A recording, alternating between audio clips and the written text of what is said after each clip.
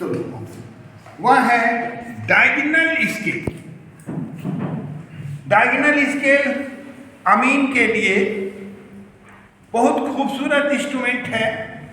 हर अमीन के पास एक पीतल का बना हुआ 16 इंच बराबर 1 माइल पर आपको पीतल का मिलेगा, जिससे वह नापी को सही ढंग से करने का कोशिश करे। लेकिन सवाल वहाँ केवल इससे नहीं है, सवाल यहाँ पर यह है कि वह बनता कैसे है। अगर उसका बनने का प्रोसेस हमको अगर मालूम हो जाए तो उसको उसके नापी करने में हमको बहुत सी बातें आसान हो जाएंगी। तो आसान के क्रम में पहले हम टॉपिक को लिखते हैं डायगोनल।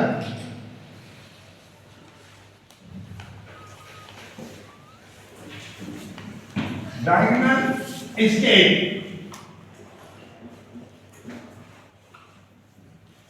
इसका हिंदी है विकर्ण मापनी।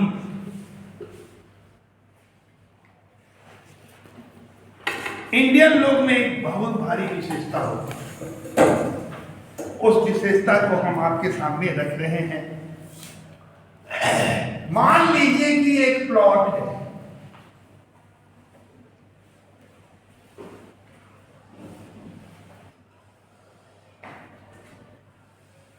मान लीजिए कि एक प्लॉट है और एक रास्ता ऐसे और ऐसे गया हुआ है, आगे बढ़ा। जब हम ये आगे से आया है, जब हम यहां आए, तो स्राख से हम इसको ऐसे कर देते हैं।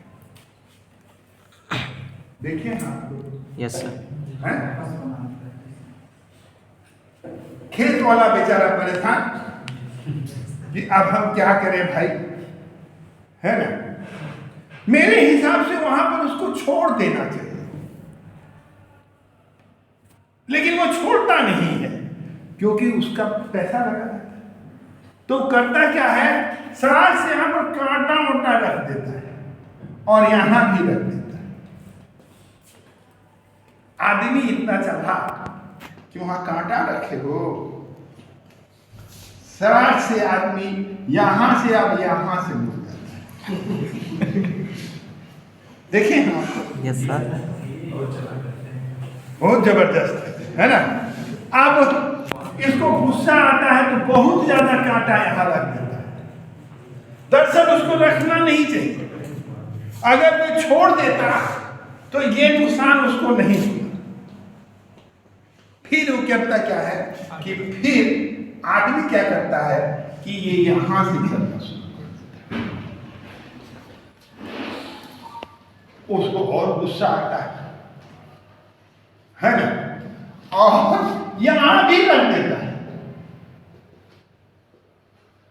तब आदमी क्या करता है, रुको, तुम यहां रखे हो, हम इस कोने से कोने तक ही चल देंगे, है ना, और इस कोना से इस कोना तक आ जाता है। आखिर ऐसा आदमी करता क्यों? समय की बचत के लिए, कम चलना पड़े इसलिए। अगर ऐसे जाता तो ज्यादा दूरी लगता, यस सर। समय ज्यादा लगता। अब इस कोने को इस कोने से अगर मिला दिया तो इसको हिंदी में क्या कहते हैं, विकर्ण। ठीक है ना। विकर्ण दूरी को कम कर देता है, जो हम आपको उदाहरण के रूप में आपको समझाएं। चलिए, यह दूरी कम कर दिया। अब विकर्ण की परिभाषा है कि जो एक कोना यानी एक कोण सामने वाले और सामने वाले कोण को जो मिलाती है रेखा, उसको हम विकर्ण कहते हैं। वे किसी भी आयत को दो बराबर भागों में बांटती है। मेरी बात पर ध्यान दीजिएगा, है ना। इसे दो बराबर भाग में बांट दी, यानी यह एक बराबर है इस दो के। किसी को कोई शक न सर। नहीं ना? विकर्ण वह माध्यम है जो आयत को किसी दो बराबर हिस्से में बांट दे। बन गया? आप देखिए, अब विकर्ण की परिभाषा यहां पर लिखना जरूरी है। चलिए लिखिए। विकर्ण इसके जिस आलेखीय मापनी में विकर्ण की सहायता से छोटे भाग को और छोटे भागों में विभाजित किया जाता है, उसे विकर्ण मापनी की संज्ञा दी जाती है।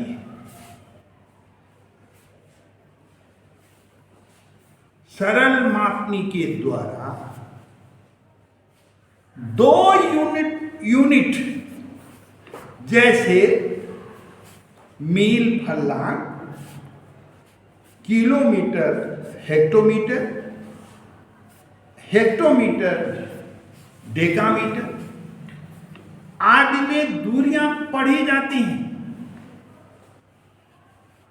जबकि विकर्ण मापनी के द्वारा तीन मात्रकों, तीन यूनिट जैसे मील फर्लांग गज अथवा किलोमीटर मीटर हेक्टोमीटर में दूरियां पढ़ी जा सकती हैं। इसके अतिरिक्त विकर्ण मापनी में 1 इंच अथवा 1 सेंटीमीटर का 100वां भाग दिखाया जा सकता है, जो सरल मापनी के द्वारा संभव नहीं है।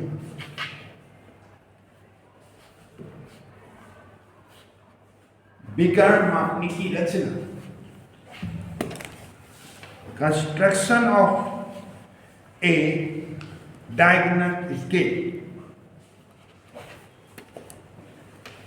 विकर्ण मापनी में 3 यूनिट में दूरियां पढ़ना संभव है। प्रथम मात्रकों की दूरी को सरल रैखिक मापनी के विधि के अनुसार प्रदर्शित करते हैं तथा तीसरे मात्रक की दूरी को छोटे भाग पर बने आयत रिक्टेंगल में विकर्ण खींचकर प्रदर्शित किया जाता है। प्रत्येक विकर्ण समद्वी गौड़ भाग पर बने आयत में समान आयत अंतर पर निश्चित संख्या में आयत की क्षैतिज भुजा के समानांतर खींची गई सरल रेखा को अलग अलग अनुपातों में विभाजित किया जाता है। उदाहरण के लिए मिलाने वाला ये साफ साफ कहा कि रेक्टेंगल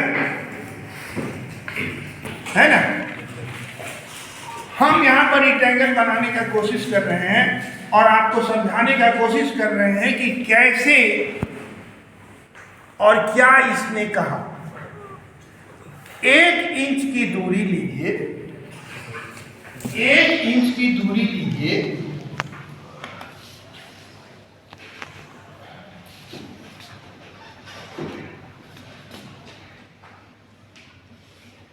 और इस पर कोई भी लंबाई इतनी नहीं कि 5 इंच 6 इंच, कम 1 इंच का भी ले सकते हैं और 2 इंच का।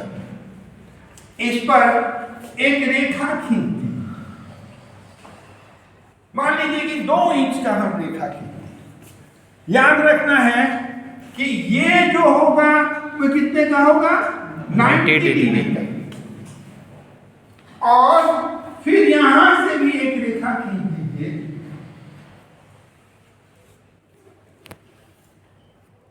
स्वाभाविक है कि 2 इंच के बाद यह रेखा को यहां से मिलाइएगा तो ये इसके समानांतर हो जाएगा। ये क्या हुआ, रेक्टेंगल है ना। ये क्या हुआ, आयत। इसकी दूरी 1 इंच है और इसकी भी दूरी 1 इंच है। इसकी दूरी 2 इंच।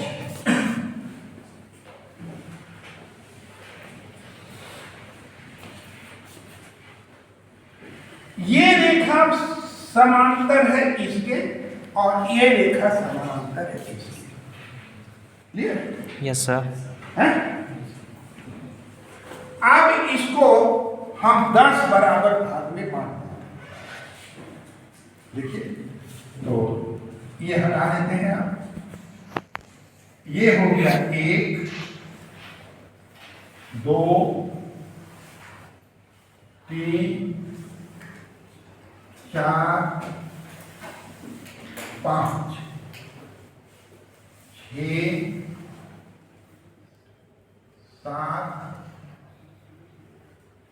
देखिए तो हो गया 1 2 3 4 5 6 7 8 9 और 1 भाग ये 10।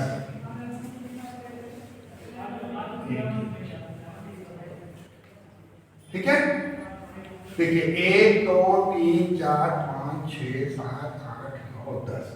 ये 10 क्या है, समानांतर और समान दूरी पर। याद रखिएगा ये आयत है ना। ये क्या है, आयत है। और इस रेखा को हमने 10 बराबर भाग में बांट दिया है ना। कितने बराबर भाग में बांटा है, 10 बराबर भागों में बांटा है। तो हम लिख भी देते हैं यहां 1 2 3 4 5 6 7 8 9 और 10। ठीक है, अब इधर से भी लिख देते हैं 1 2 3 4 5 6 7 8 9 10। किसी को कोई इसमें दिक्कत सर नहीं। अब हमने आपको बताया कि एक सामने वाले कोण से सामने वाले कोण को हम मिला दें तो वे क्या हो जाएगा, विकर्ण। देखिए हम भी मिला रहे हैं, ये हम क्या खींच रहे हैं, विकर्ण। ठीक है ना। इसके समानांतर ये है, इसके समानांतर ये को दोनों को हमने मिला दिया। जब हम मिलाए तो एक रेखा बनी जो ये इन रेखाओं को विभिन्न दूरियों पर काटता है ना, विभिन्न दूरियों पर काटता है। जैसे अगर ये एक भाग है तो ये 9 भाग होगा, ये 1 होगा और ये 9। किसी को कोई शक? No sir. नहीं ना। अब अगर ये कहिए कि इस रेखा के बारे में आप कुछ नहीं बोले, तो दरअसल ये तो 1 इंच का है ही, और 1 इंच का ये 9 पॉइंट है और ये 1 पॉइंट है यहां भी, यानी ये पूरा का पूरा जोड़िएगा 1 इंच हो जाएगा। अब देखिए ये 2, ये 0.2 है और 0.8, इसको भी जोड़िएगा तो 10 हो जाएगा। ये 0.3 है और ये 0.4 है, ये 0.7 है, तो ये जोड़िएगा तो कितना हो जाएगा? 10। ये 6 है तो ये 4 है, ये दोनों जोड़िएगा तो 10 हो जाएगा। ये 5 है तो स्वाभाविक है कि ये भी 5 पॉइंट, सब पॉइंट है ये, है ना, तो ये जोड़िएगा तो फिर भी 10 हो जाएगा। फिर ये 6 है तो ये 4 है पॉइंट, तो फिर जोड़िएगा तो 10 हो जाएगा। फिर ये 7 है तो ये 8 है, ये 3 है, ये 3 है, और ये 8 है तो ये 2 है, ये 9 है तो ये 1।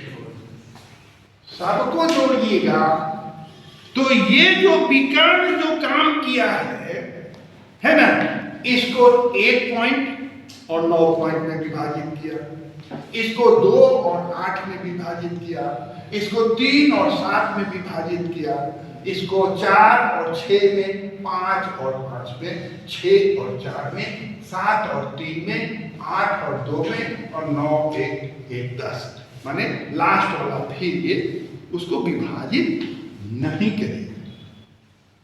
तो ये विकर्ण की विशेषता है, और इसी को हम लोग आगे पढ़ेंगे। जैसे इसको अगर हम 10 भाग में बांट देंगे और फिर विकर्ण को मिलाएंगे, मैंने जैसे मान लीजिए कि 1 भाग हुआ तो ऐसे मिलाई तो विकर्ण मिला दीजिए, तो वे जो है ये विकर्ण का 100वां भाग बताएगा यहां। तो इस क्लास को हम लोग 2 पीरियड में 2 पार्ट में बांटेंगे।